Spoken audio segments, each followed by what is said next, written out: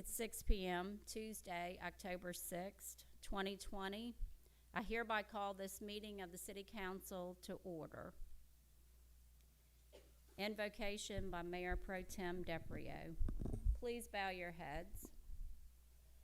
Let us pray for the residents of Diamondhead, elected officials, appointed members, and employees that are dedicated to working together to secure a solvent future for Diamondhead.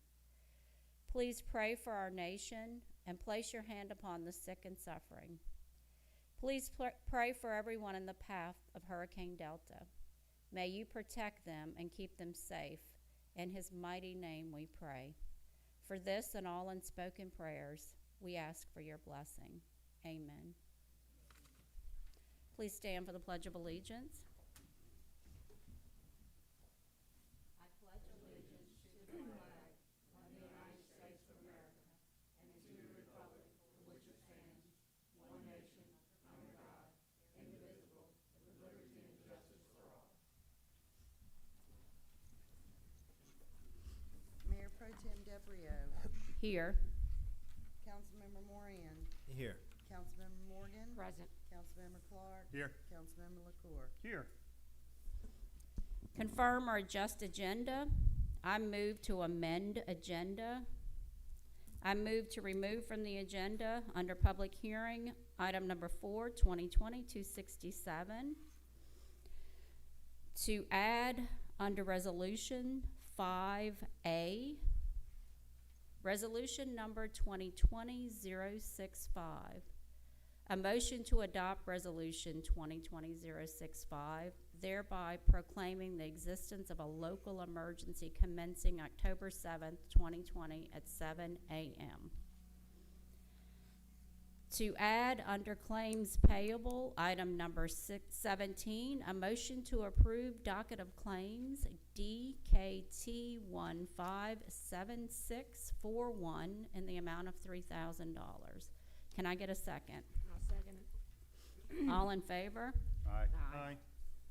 The next regularly scheduled City Council meeting will be held on October 20th, 2020 at 6 p.m. Central Standard Time in the council chambers located at 5000 Diamondhead Circle. Cruising the Coast, Blessing of the Classics will be held tomorrow, October 7th from 3 to 6 p.m. And with that, I'm going to see if Mr. Duffy would like to come up and say something about Cruising the Coast. Let us know what's happening tomorrow. We're all excited. This is a great time of year for this. Thank you.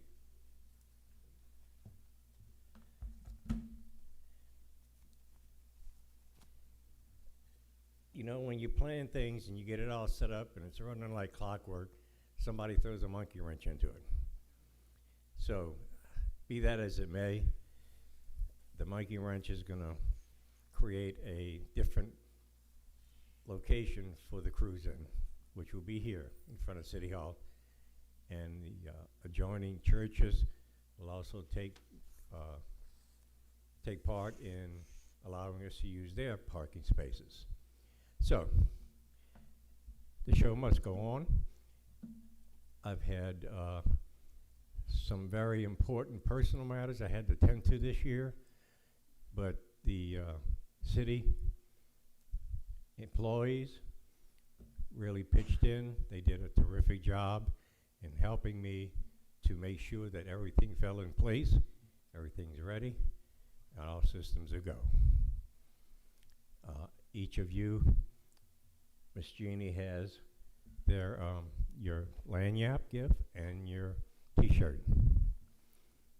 Ta-da! Thanks, sir. You notice that this T-shirt is slightly different. It has no year on it. We have no mayor. So, in honor and tribute to the mayor, that was my way of recognizing him. And hopefully, we'll have a mayor by next year, and we'll keep rocking and rolling. I'll be glad to answer any questions you may have. The stage is being set up as we speak outside. all systems are go, everything is on track, and it's a matter of letting it all fall in place. Any questions? Any questions to my left? Hey, Mr. Mark, how you doing? Okay, so look, a lot of people ask on Facebook if where's the route going to be, where it's all going to. Can you kind of give everybody just an idea of where it's starting at, staging point, the path, and what time it's ending and everything? Sure. As in the past, cruises have an unusual idiosyncrasy about getting to events on time. In fact, they get here sometimes the night before. So the cruises will be pre-staging, because they love to get here early, on the south side from 12 to 3. Once 3 o'clock comes, we will allow them to leave and come to the north side. They will go up Diamondhead North and Diamondhead West and come back down from the water tower. There's a circle called Diamondhead Circle on Diamondhead Drive East. That location is used to bless the cars. From that point, they'll come back down Diamondhead East and continue on Diamondhead East to the POA building across the street, as opposed to going to the shopping center. We do not have the authorization to use the shopping center anymore. Be that as it may, the show must go on, and it will be held here in lieu of the normal place that shopping center provided for us. I'm hoping that it becomes more enjoyable than a hot asphalt parking lot.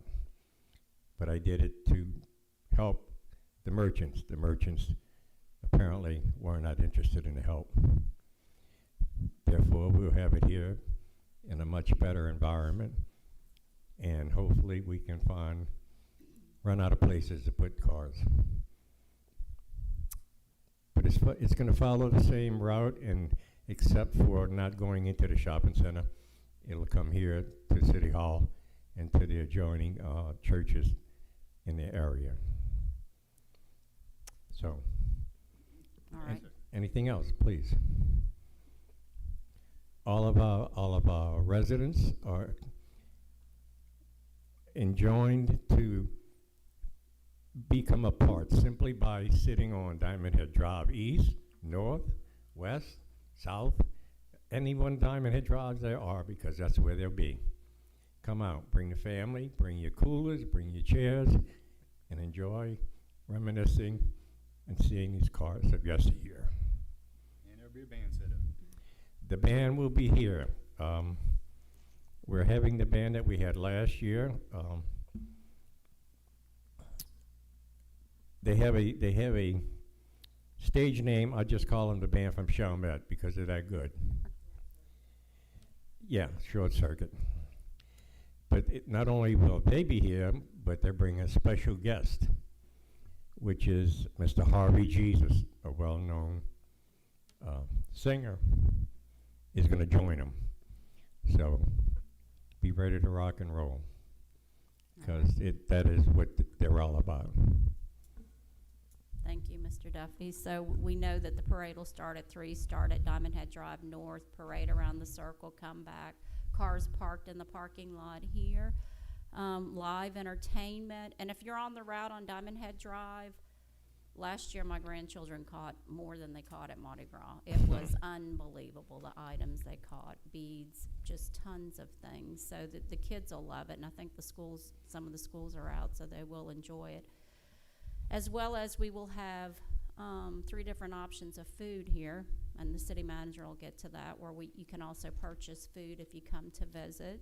Right. And we hope everybody comes to visit, because this is a great time in Diamondhead. And we can't thank you all enough. I mean, Mr. Duffy, Ms. Duffy, for working on this. It's our pleasure, and I know it was the mayor's pet. He just, anytime you mentioned it, he would light up. He did love cruising the coast. This year will definitely be in honor of the mayor. Thank I you, hope so. Mr. Duffy. Thank you. Thank you. I just wanted to say something. Mr. Duffy, I would like to thank you and Susan for your hard work and for you also working with Mr. Riso to get this location. I think it really is going to turn out very nicely. I'm hoping that, we have more cars than we have spaces. And if we have to, we'll just start heading down the street with them, Yeah. one or the other. Now, we'll find some place. If I could stack them, I would, but we don't have that kind of facilities, because I would have them picked up and lifted and keep on stacking them. But the response I've gotten from the residents has been nothing but positive. When you tell people that we have a contingency of topless riders, they know that we're serious. Convertibles, of course. Thank you, Mr. Duffy. Anything, Councilman Moran? Thank you both very much for your hard work. I saw your dad last night at the kickoff party. Believe it or not, I have found that Mr. Woody Bailey, the chairman for cruising, this is his little pet. He just totally, thoroughly enjoys being at the Blessing, more so than any of the other venues that he has to oversee and watch, because he is here from the beginning to end. Never missed one. So I know we're kind of his favorite child right now. I want to keep it that way. I had a resident, I have one more question. A resident asked, is the numbers up this year on cruising for 2020 as registration inclusive for the coast? Registration numbers are down somewhat. It was around 6,500, and only because of the COVID-19. But I don't see anybody shying away from partying and having a good time. When you say 6,500 registered, there's another 500 to 1,000 that don't register and come down to have fun and party.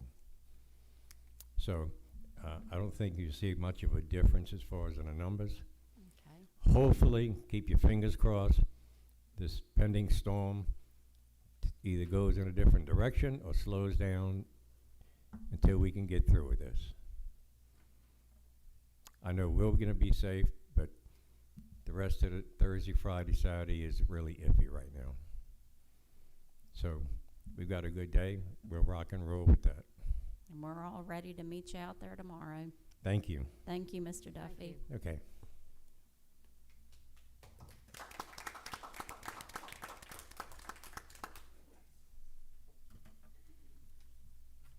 Proclamation, October 2020, Domestic Violence Awareness Month.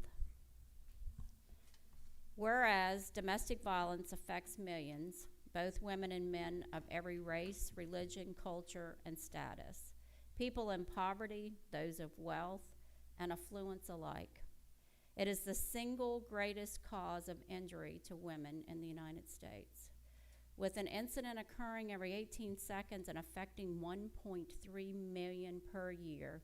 0.24% of adult women and 14% of adult men have been physically, that was 24% of women, have been physically assaulted by a partner at some point in their lives. And whereas the crime of domestic violence violates the dignity, security, privacy, and safety of members of our community in the form of physical, emotional, sexual, economic abuse, and whereas intimate partner violence costs us in the U.S. in excess of $5.8 billion nationally each year.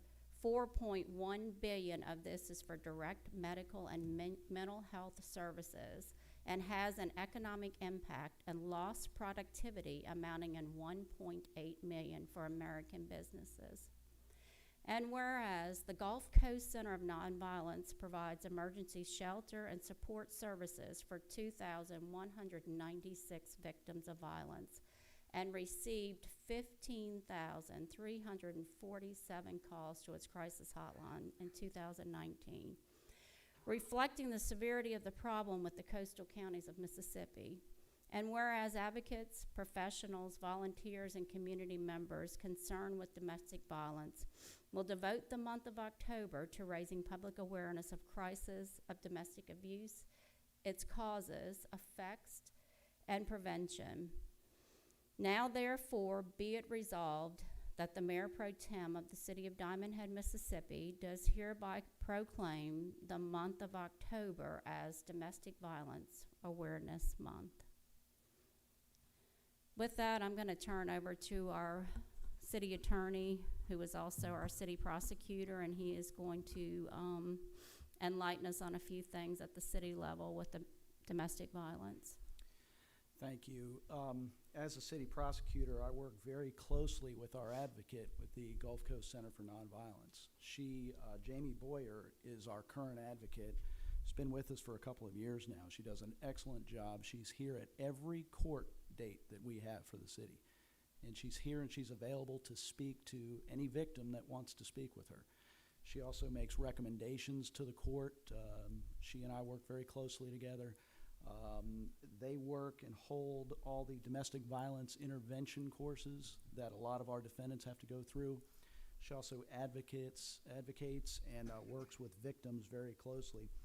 Her goal and her job is to stop the spread of domestic violence, to stop the cycle. What we see is this is a generational thing. Children that are abused tend to grow up to do the same. That's what they know, and so these courses are designed to really put a stop to that, to really intervene and put a stop to the cycle of domestic violence. We've seen a spike with COVID-19. Families are in quarantine, and so the numbers are up nationwide. And so now more than ever, the Center for Nonviolence and all the advocates thank and appreciate the support of the City of Diamondhead, and they thank you for this proclamation. They wish they could have been here. Thank you, Councilman Derek Cusick.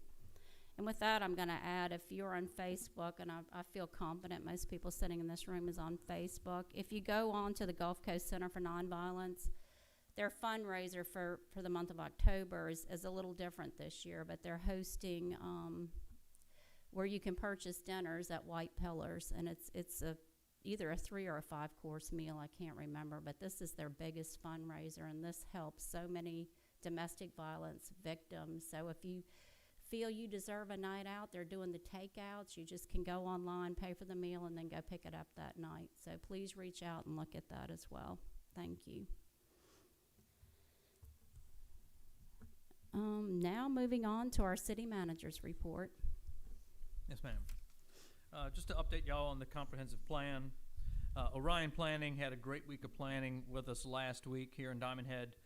They did hold 3 community events on Monday as well as Thursday to get more input from our residents and to begin laying out a framework of the new comprehensive plan.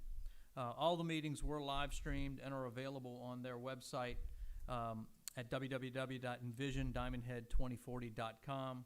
The presentations, other information, result from surveys are all available for residents to review.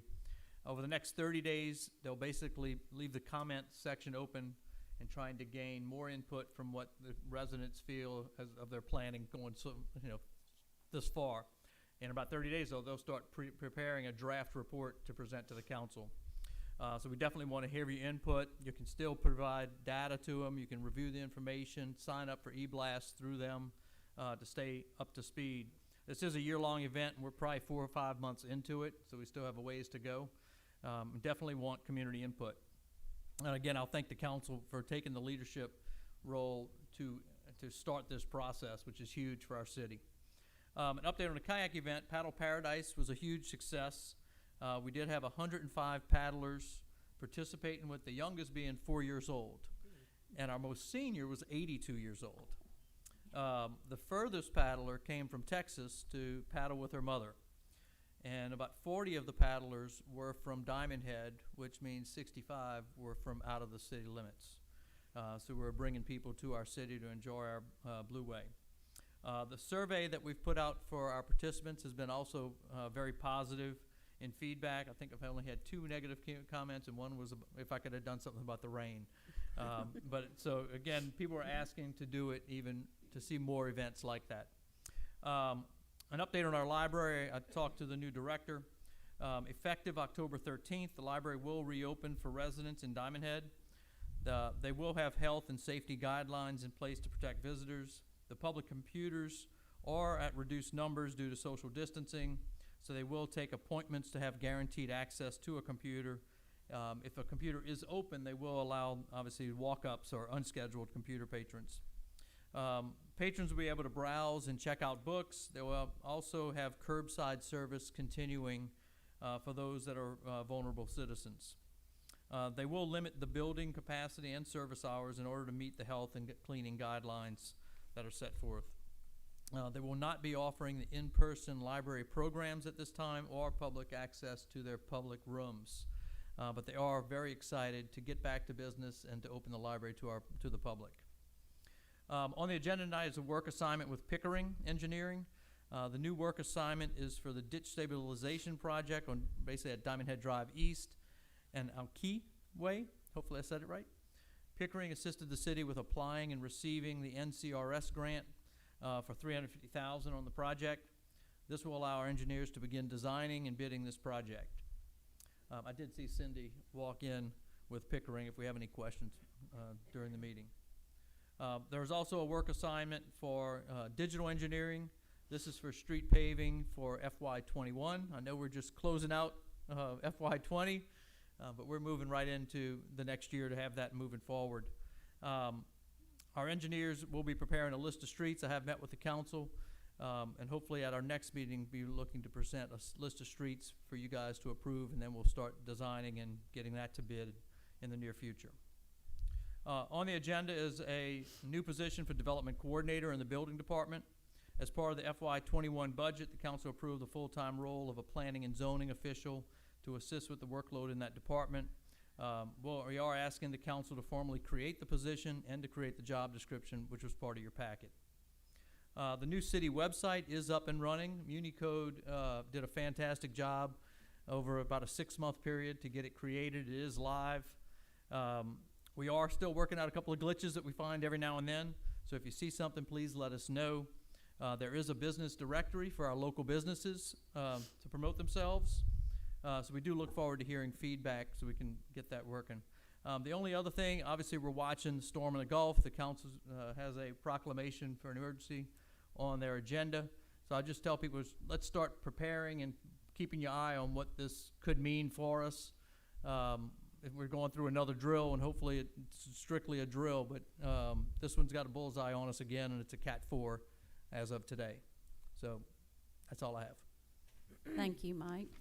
Any questions for the city manager to my left? Any questions to my right?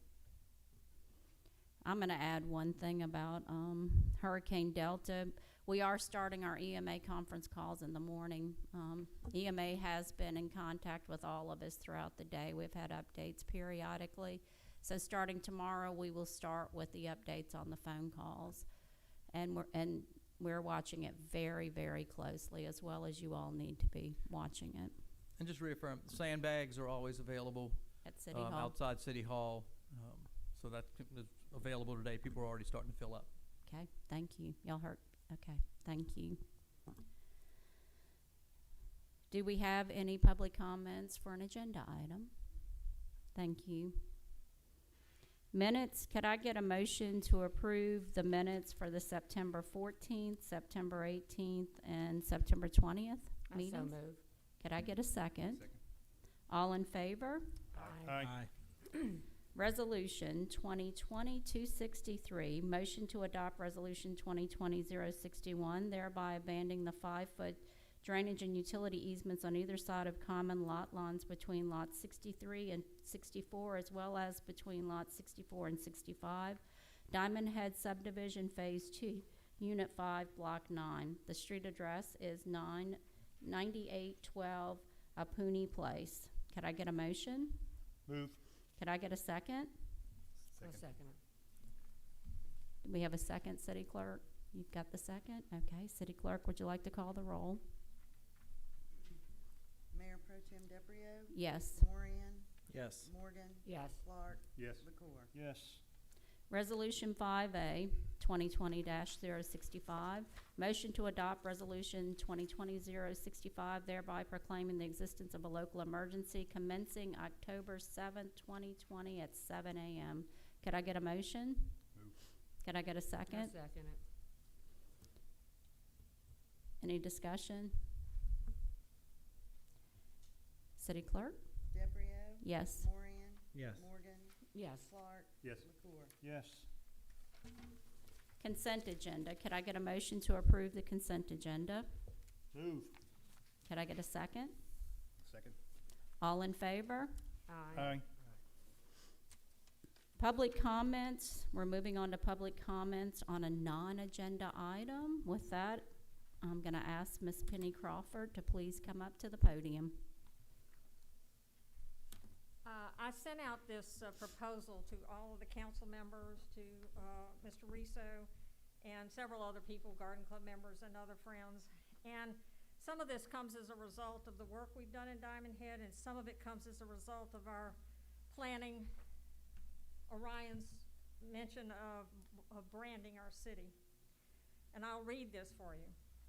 Diamondhead, Mississippi's live oak tree city. I'm proposing that the city designate and brand itself as Mississippi's live oak tree city. The city of Diamondhead is special in so many ways, and live oak trees are a very visible and large part of that uniqueness. Our location has made it possible for live oak trees to thrive and grow in abundance on high ground overlooking marsh and rivers. Historically, the locals left the live oaks when they cut other trees and farmed. Historically, 50 years ago, the developers of our planned community preserved the many large live oaks, recognizing their beauty and value.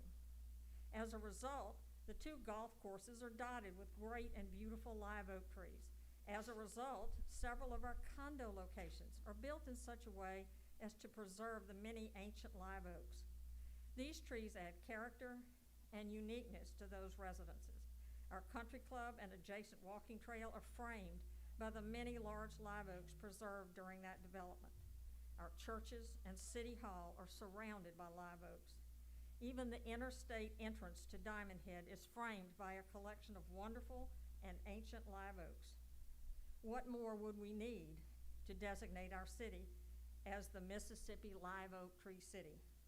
Well, how about the projects that have been developed by the Diamondhead Garden Club and Keep Diamondhead Beautiful to plant and restore more live oaks to our city? In conjunction with the city, Scouts, the Youth Challenge Corps, and others, 200 live oak trees have been planted on medians, roadways encircling the city, and park spaces, and along a city walking trail. In addition to planting more live oak trees in Diamondhead, the Diamondhead Garden Club has taken on the project of registering all ancient live oaks on private property in the city. These trees have historical significance and deserve to be recognized for their enhancement to our community and lives. The trees are selected, measured, given a GPS location, given a name, given an age, documented with Hancock Historical Society, and registered with the Garden Clubs of Mississippi. To top all this off, our city tree ordinance has special protection for the large live oaks in our community. Recently, the planning group hired to help the city move forward into the next 20 years mentioned using branding to help make our city more identifiable to the outside public and to make marketing opportunities more cohesive. In the beginning, our identity as a city was tied to our unique Hawaiian architecture and street naming. Over the years, most of the Hawaiian street names have remained, but non-Hawaiian names, have been added. The architecture is being lost. One thing that has not and should not be lost is our collection of live oak trees, both ancient and new. Live oak trees live for hundreds of years, are resilient, withstanding the ravages of hurricanes, and are a unique part of the South. Adding these icons to our current branding will help our city to stand out. Preserving and recognizing these irreplaceable assets to our city will give this community a sense of pride and a sense of our special identity. It is my belief that the City Council should make and create this designation as soon as possible. We are a beautiful community with special assets and special people. celebrating our live oaks is another way, a very distinctive way of highlighting our uniqueness. I hope that you will consider this and, review it in your mind and research if you need to. But I think this is something that would really add to who we are and who people remember us as a city that values not only our people, but our environment also. Thank you. Thank you, Ms. Crawford. That is an excellent suggestion. And a lot of those live oaks were planted around the complete circle in Diamondhead. The last ones we did was 2 years ago. And we planted 50 live oaks around the circle, which completed the Avenue of Oaks. The complete circle is called the Avenue of Oaks. Brilliant letter, and I think our city manager is currently working on securing this. Would you like to add something to this? No, I'm just in support of it overall. We are going to do some investigation to find out if other cities have done it. Is it simply a proclamation? Is there some type of registration through organization or things like that that Penny and I will be looking into over the next 2 weeks? Okay, thank you. Thank you both for working on that. Now moving on to our claims payable. Item 16, a motion to approve docket of claims. Claim DKT 157578, DKT 157627 in the amount of $745,801.16. Could I get a I motion? so move. Could I get a second? Second. Any discussion to my left? Any discussion to my right? All in favor? Aye. Claims payable item number 17, a motion to approve the docket of claims DKT 157641 in the amount of $3,000. Could I get a motion? Move. Could I get a second? Second. Any discussion to my left? No, ma'am. Any discussion to my right? No. And this was added on the agenda. This is to cover some expenses we have with the band tomorrow for Blessing of the Classics in Diamondhead. So that's why we had added it on tonight. All in favor? Aye. Looking over to our council, Mr. Derek Cusick, is there any need for an executive session? Not tonight. No legal matters we need to discuss? Thank you. Anything else anyone else would like to discuss or address before the meeting ends? Want to thank everybody for coming. I know, well, we have a great Love seeing crowd people here out there. tonight. So Appreciate thank y'all. all of you. Oh, and I forgot to add one thing on the agenda under non-public comments. We have Representative Ms. Angela Hill here from Picayune. She drove all the way in from Picayune with a very, very important topic.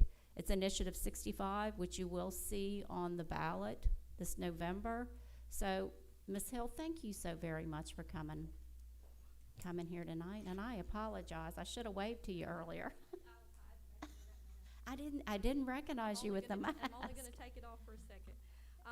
I wanted to share, I'm the County Affairs Chair in the Senate, and our municipalities chair has retired early, resigned his position from illness, so we really don't have a municipalities chair, so I've been kind of working cities and counties on some of the issues. So I had reached out to Nancy to come and share with the Diamondhead Council what I have put together from going through the 7 pages of Initiative 65, if that were to pass to be put into the Constitution. I went through the 7 pages and I made notes and footnoted and put which section that it came out of so that you could go on the Secretary of State's website and validate it if you wanted to.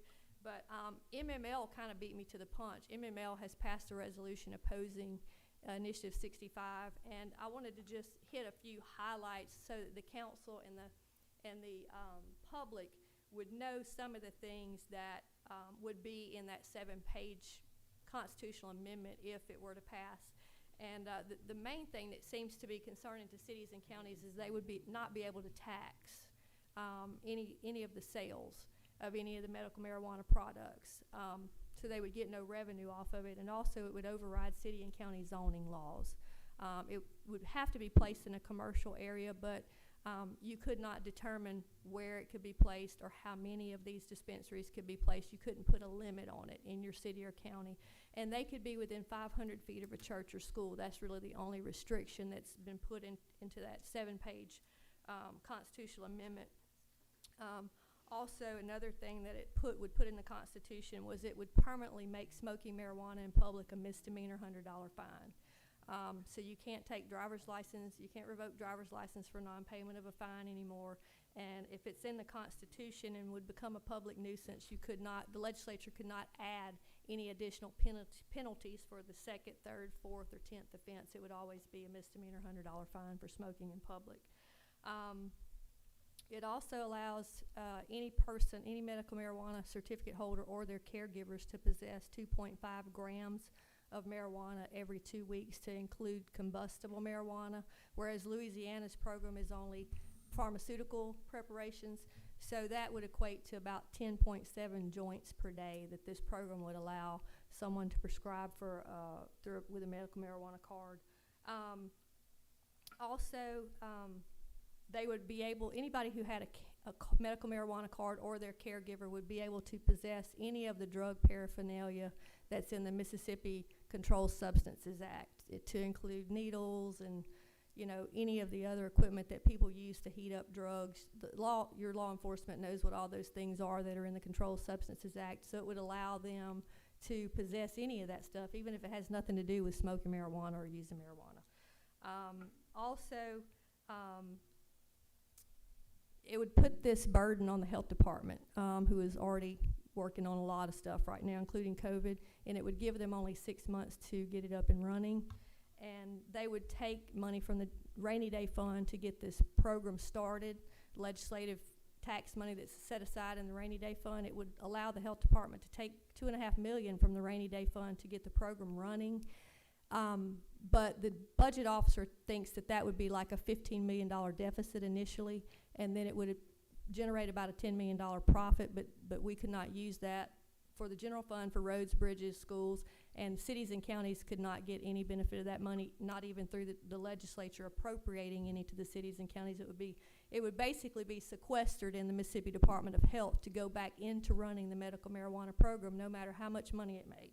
So you'd have to go back to have another constitutional amendment to change the Constitution again to be able to let the legislature move some to the general fund for any other service, or to allow cities and counties to be able to tax it.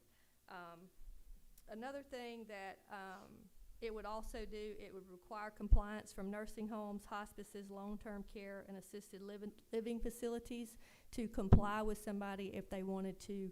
Since it's combustible marijuana is in the initiative, it's reasonable to say if some doctor prescribed them combustible marijuana, then it would require compliance from long-term care, nursing homes, and hospices for this. And also it would require reciprocal agreements with other states to allow out-of-state card holders to purchase the drug in Mississippi. So that's kind of when I went through it and saw some of the concerns, those are the main ones that I footnoted and listed. And I just wanted to share the number of distribution sites is unlimited in a city or county. There's no limit on who can grow. The growers or the people with the cards, the medical marijuana cards, can have any part of the plant, to include seeds, hashish, leaves, buds, anything. It can also be in the dispensaries in the forms of food, candies, gummy bears, or anything like that. And there's no age limit as to who a doctor could prescribe this to under 65. And basically anything from anxiety to pain, it basically says you can prescribe it for anything that a doctor thinks that the benefits would outweigh the risks. So it's very wide open, not regulated at all like Louisiana's program. So just wanted to bring that to the council's attention and make sure that you all were aware of the potential that this would bring if it were to pass. And there's, it's your choice as to what you think about it. I just wanted you to be informed and to have the work that I did, because I went through it line by line, and I wanted to share that with the council. Thank you. Thank you, Representative Hill. Do you have a moment? Because can you entertain some questions? Yes, I'd be glad to entertain some questions. Yes. Okay, thank you. Any questions to my left? Yes. Who's the sponsor of the bill? Well, it's not a bill. If it were a bill, I probably wouldn't be down here talking about it. It's a change to the state constitution that's on the November 3rd ballot. So there's 65, which I've described in this one-page paper that I created, and then there's legislative alternative 65A that you could vote for if you want medical marijuana, but you want a program written in general law and not through the Constitution. So that's the two differences. 65 is about 7 pages of what I just described that would go into the Mississippi State Constitution. And if you voted for 65A, that would just say the legislature will create a medical marijuana program through general law. That's the major difference. But it's always confusing as to how you vote, because there's two things you have to vote for. First, you have to vote either against both or for either. And then no matter how you vote at the top, you still have to mark 65 or 65A. So, you know, that's your choice. But from what all I have read in here, it could be detrimental to cities and counties and communities if 65 passes. So if you want medical marijuana, vote for 65A and let the legislature handle it. Okay. Any more questions? That was my question, was gonna be, how is it gonna look on the ballots? Kind of give everybody a Yes. heads up on that. It- That's- You got that. Thank you. Actually, I can send you, or your circuit clerk can show you that ballot, and I would suggest that you educate yourself. I actually didn't bring a printed copy of it, but there'll be, it'll say Initiative 65, and it'll say vote against both or for both, and you have to mark either against or for. Then no matter how you vote at the top, even if you vote against both, you still, it says mark 1 under the next part. So even if you vote against both, you still mark 65 or 65A on the second part. It sounds crazy, but that's the way these ballot initiatives are written. And that's the way Initiative 42 is written. That's the way, anytime there's an alternate ballot initiative, that's the way it's written. I sure wish you would have been here at the beginning of the absentee voting, because I think many folks didn't Well, have clarity, and this is very. I put this out on my social media the Friday before absentee voting, because Did you? I And I went to my usually wa- office, and yeah, I got copies for y'all. I went to my office and sat in my office in Jackson uninterrupted and tried to turn the phone off to try to go through that so that I could figure out for myself what was in it, and have tried to get that word out. And quite honestly, the folks who are pushing this, a lot of money. There's some representatives in Madison, a representative in Madison that's put almost $2 million of his own money into passing 65. And of course, they're going around, the Secretary of State's having hearings on this in different parts of the state.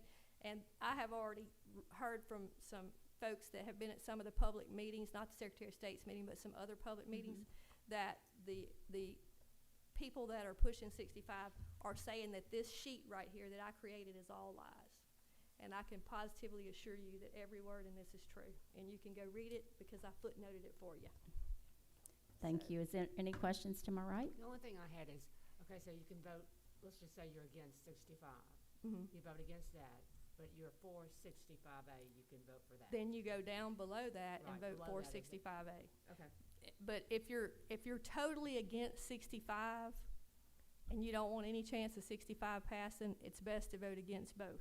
And then for 65A, so if there's enough votes on the first part to amend the Constitution, then 65A would be, you know, that's how I'm gonna vote. I'm gonna vote against both and then for 65A, Okay, I because understand I what don't you're want any chance of 65 getting in the state constitution, and that's the best strategy.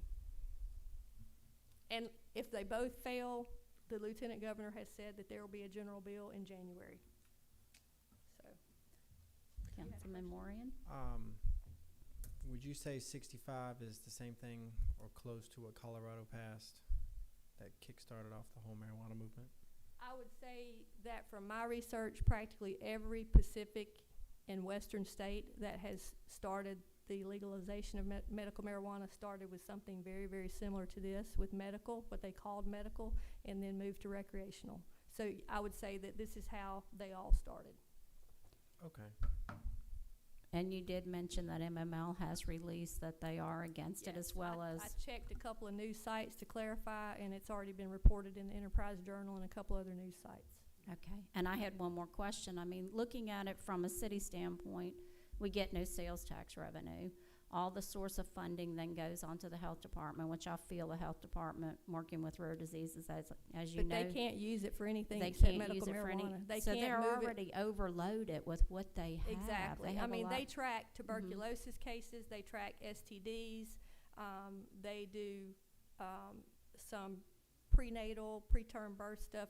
the health department does a lot of stuff. They, you know, they actually get medicines out to people, you know, that for TB and stuff like that. So there's a lot of stuff that they do as far as community-based mental health, not community-based mental health, but community-based physical health, with some of these diseases like HIV, TB, which is very important that you want somebody with TB traced and tracked.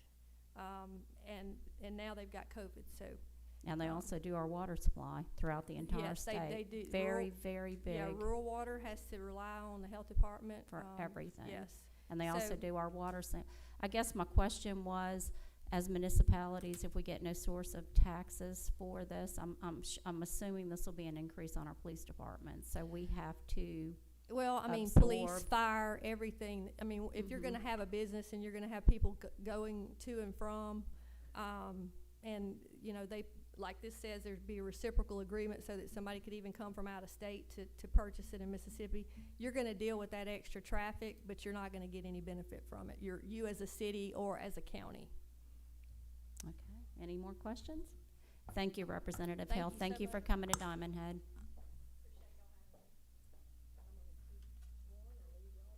Thank you so very much.